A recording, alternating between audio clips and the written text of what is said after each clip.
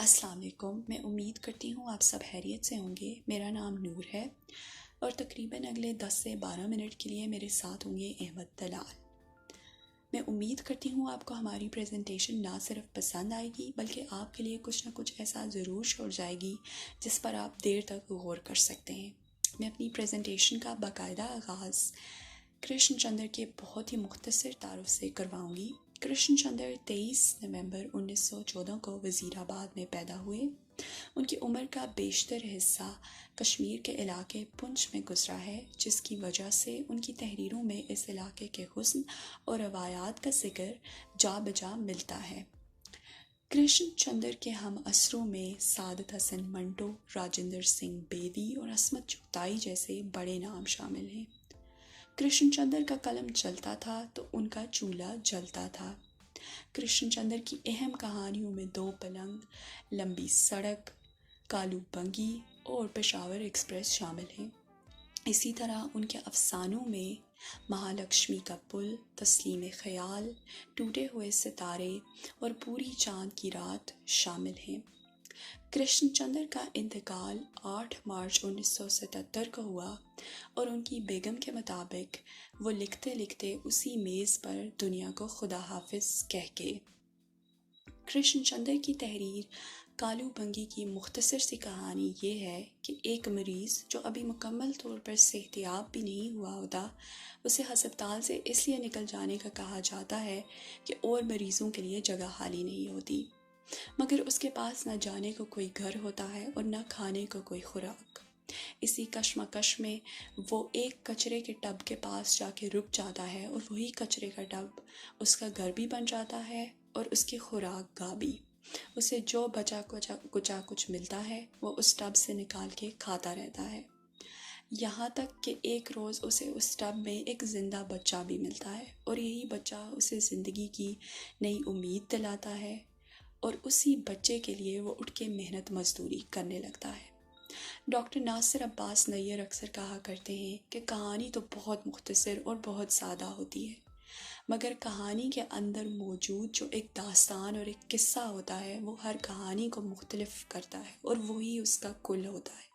اسی طرح اس کہانی کے بھی مختلف پہلو ہیں اور ہم نے ایک ادنا سی کوشش کی ہے کہ تقریباً ہر پہلو کو سمجھا جائے اور اس پر کچھ نہ کچھ بات کی جائے.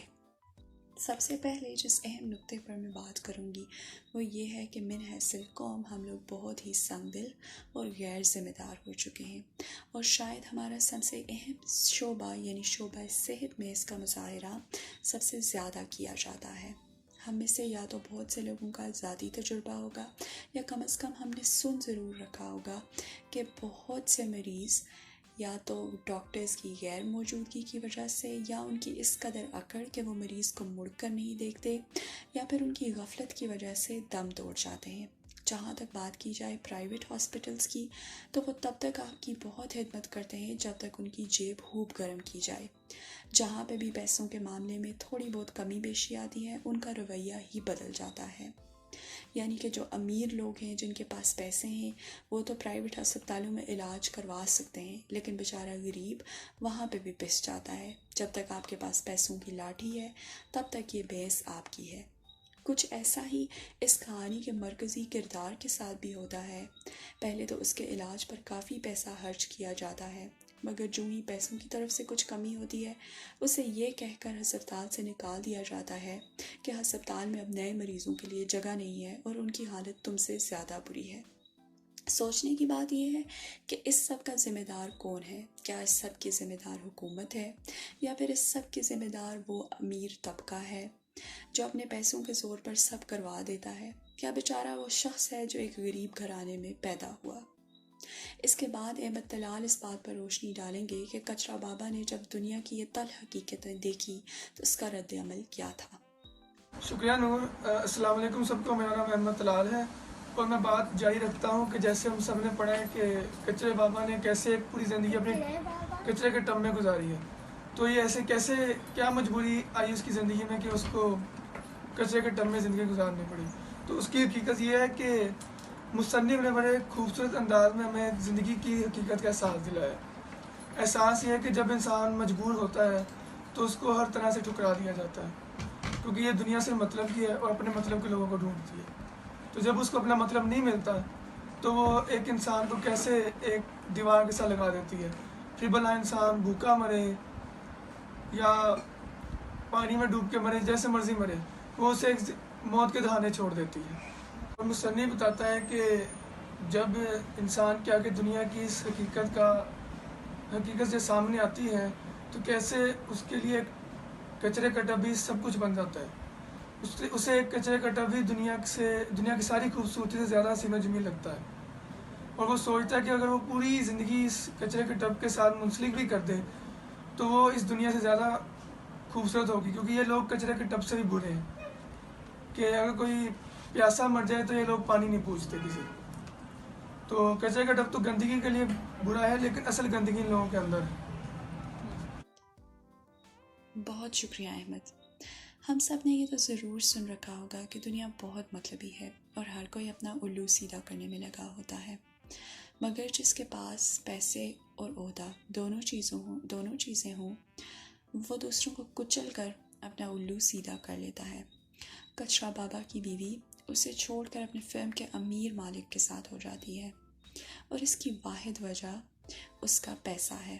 یعنی اگر آپ کے پاس پیسے ہیں تو آپ صرف چیزیں ہی نہیں بلکہ انسان بھی خرید سکتے ہیں. اس حوالے سے کچھ عرصہ پہلے نجی ٹیلی ویژن چینل پر نشر ہونے والا ایک ڈرامہ سیریل بے حد مقبول ہوا تھا، جس سے مختلف لوگوں کو مختلف وجوہات کی وجہ سے اعتراضات تو تھے، مگر کہیں نہ کہیں وہ ڈرامہ ہمارے معاشرے کی چھپی ہوئی سچی حقیقتوں سے پردہ ضرور اٹھا رہا تھا. اب احمد اس بارے میں بات کریں گے کہ اکثر دنیا کس قدر سنگ دل اور بے رحم ہو جاتی ہے. تو اب چلتے ہیں معاشرے کی ایک اور اذیت ناک حقیقت کی طرف. تو ہم دیکھتے ہیں کہ دنیا میں دو ہی ایسے رشتے ہیں کہ جن کے بارے میں یہ سمجھا جاتا ہے کہ ایک دوسرے کے لیے جینا ہی زندگی ہے، یعنی ایک دوسرے کے لیے ہی انہوں نے جینا ہے اور ایک دوسرے سے کبھی دستبردار نہیں ہونا. تو ان میں سے ایک تو ماں اور اولاد کا رشتہ ہے، اور ایک بیوی اور شوہر کا رشتہ ہے، میاں بیوی کا. میاں بیوی کا رشتہ تو بالخصوص ایک دوسرے کے لیے جینا اور مرنے کے لیے کہا جاتا ہے. مگر افسانہ نگار نے ایک اس حقیقت سے بھی پردہ اٹھایا کہ جب بیوی بالکل مایوس ہو جائے اور نا امید ہو جائے اپنے شوہر سے اور اسے امید کی کوئی کرن نہ نظر آئے تو وہ بھی بلا آخر چھوڑ جاتی ہے موقع دیکھنے. تو انسان بالکل اکیلا رہتا ہے اور انسان کا مقدر ہی اکیلے رہ جانا ہے. اور مصنف نے اس افسانے میں انسانی زندگی کی حقیقتوں کو ٹولنے کے علاوہ ایک مایوسی کا بھی اظہار یہ کیا ہے کہ انسان کی زندگی کا مقصد ہی اکیلے رہنا ہے، کہ وہ اکیلا ہے، اکیلا جیے گا اور اکیلا چلا جائے گا. اور ایک بڑی مایوسی یہ ہے کہ یہ دنیا سے مطلب پرست ہے، اور اگر آپ مطلب پرست نہیں ہو اور آپ نے اپنی زندگی کسی کے لیے وقف کی ہوئی ہے یا پھر کسی سے توقعات لگائی ہوئی ہے تو پھر اینڈ پہ آپ کو بہت مایوسی کا سامنا کرنا پڑے گا اور آپ کو کچرے کے ڈب کے ساتھ ہی زندگی گزارنی پڑے گی. یعنی اتنے گندے حالات بھی بن سکتے ہیں اگر آپ کسی سے توقعات رکھتے ہو، کیونکہ یہ اندر سے آپ کو بالکل ختم کر دیں گے یہ چیزیں. شکریہ احمد. سوشل سائنسز میں اکثر اس سوال پر بحث کی جاتی ہے کہ اگر ایک شخص بھوک کی وجہ سے چوری کرتے ہوئے پکڑا جائے تو کیا وہ اصل میں چور ہے یا وہ چوروں والی سزا کا مستحق ہے، کیونکہ اس نے تو یہ بے حد بے بس اور لاچار ہو کر کیا ہے. بھوک انسان کو بہت مجبور کر دیتی ہے، اتنا مجبور کہ وہ کبھی کبھار کسی کے آگے ہاتھ پھیلا لیتا ہے، اتنا مجبور کہ وہ دوسروں کے کام کرتا ہے، اور کبھی کبھار اسے بے حد بے بس بھی کر دیتی ہے. یہی سب کچرا بابا کے ساتھ بھی ہوا. دیکھا جائے تو کچرا بابا اور جانوروں میں کوئی زیادہ فرق نہیں رہا تھا، یعنی بہت سے جانوروں کا انحصار بھی کچرے میں لپٹے ہوئے کھانے پر ہی ہوتا ہے. بھوک نے کچرا بابا کو انسانوں جیسے نہرے اور انسانوں جیسی نفاست سب بلا دیا تھا. یعنی ظاہری انسانی سطح سے کچرا بابا اب کہیں بہت نیچے چلے گئے تھے. اب احمد اس کہانی میں موجود ایک منفرد پہلو پر نظر دوڑائے گا. تو جیسے کہ نور نے بتایا تو منفرد پہلو یہی ہے کہ افسانے کے آخر میں افسانہ نگار نے ایک بچے کے مل جانے پر کچرا بابا کی زندگی میں امید کے دوبارہ آنے کو بتایا ہے. تو اس کا مین مقصد یہی ہے کہ انسان جذباتوں کا ایک ایسا پتلا ہے کہ کبھی بھی اس کے جذبات باہر آ سکتے ہیں. تو بھلا انسان کتنا بھی اپنے اندر سے جذبات کو ختم کر دے اور اپنے اندر انسانیت یا جذبات کو ختم کر چکا ہو، لیکن کوئی بھی ایسی چیز جو زندگی رکھتی ہو وہ اس کے جذبات کو ابھار سکتی ہے، یا کوئی ایسی پرانی خواہش جو اچانک سامنے آ جائے تو انسان سب کچھ بھول کے اس کی تکمیل کے لیے دنیا داری میں دوبارہ واپس آ سکتا ہے. اور اسی چیز کو افسانہ نگار نے ظاہر کیا ہے کہ وہی کچرا بابا جو اپنے اندر زندگی کی لگن ختم کر چکا تھا اور ہر طرح کی آس کو اس نے ختم کر دیا تھا اور دنیا سے بالکل بے پردہ ہو چکا تھا، لیکن ایک بچے کے مل جانے پر اسی کچرے بابا کے اندر زندگی کے احساسات دوبارہ امڑ آئے اور وہ اس کے لیے مزدوری کرنے نکل پڑا اور دوبارہ اس دنیا کا حصہ بن پڑا. تو اس طرح یہ پریزنٹیشن اختتام کو پہنچتی ہے. بہت بہت شکریہ آپ کا سننے کے لیے. امید ہے آپ سب کو پسند آئی ہوگی. اللہ نگہبان.